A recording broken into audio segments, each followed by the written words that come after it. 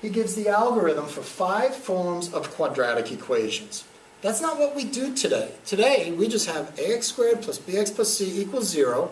We have that beautiful quadratic formula, which gives us all the answers. We don't have to consider separate cases.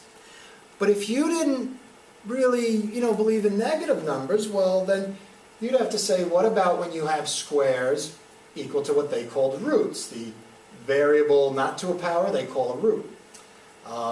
Or squares equals to numbers. That's a different case with a different algorithm to solve it, a different recipe. Squares and roots equals to numbers, so here's your squares and roots equal to a number, etc. So he solves the 5 cases separately. It's a different mindset than what we teach our students today.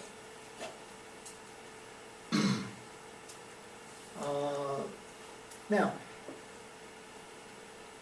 the Arabs did solve some cubic equations, but not really by algebra. They did it the way the Greeks would solve problems. They did it geometrically. Now, here's another individual, what is about, 2.5 to 3 centuries after Al-Khwarizmi. This gentleman goes by the name Omar Khayyam. That's how he's known to the West.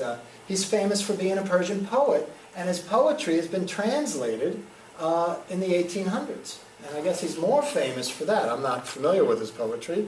I'm familiar with his mathematics. I should just mention, I think it's going to come up, but I said Al-Khwarizmi gave us algorithms to solve these. The word algorithm is a corruption of his name, Al-Khwarizmi. I'm corrupting it every time I say it, but the Latin attempt to translate it, that's where we get the word algorithm from, Al-Khwarizmi's name. This is Omar Khayyam. What did he do? His mathematical works were published in the 1800s as well, in English in 1931. He did solve 13 different cases of the cubic equation.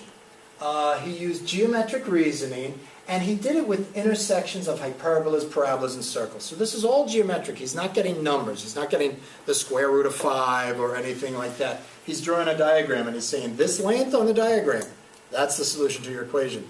That's not algebra. It's ingenious. It's mathematics, but it's not algebra per se. Did I miss anything? Right, they're not numerical solutions. Okay, so that's the backdrop to European history, European mathematical history. Europe begins to awaken mathematically.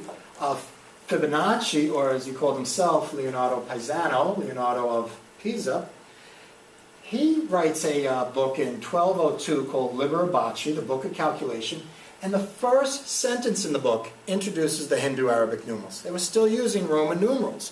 Roman numerals don't lend themselves to computation.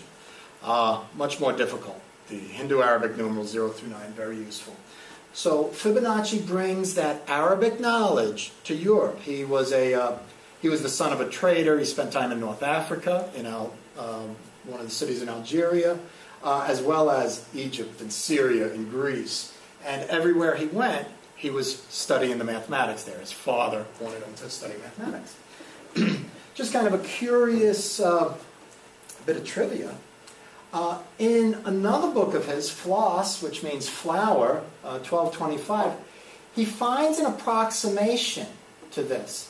Now you can't find a fraction or a nice decimal that ends that solves this. This would give you an irrational number, but he finds an approximation to it.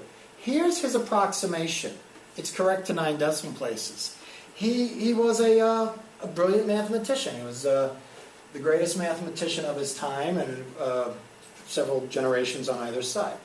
And it's interesting that he, solves a cubic, not that he wrote the book on that. It was a problem posed to him as a challenge from one of the court members from Frederick II's court in Sicily, in Palmero. Frederick II was known to have a lot of scholars of all the different fields of literature and science, and so they said, oh, you're the known mathematician of the day. Try solving this problem. Well, he did pretty well, given what he had.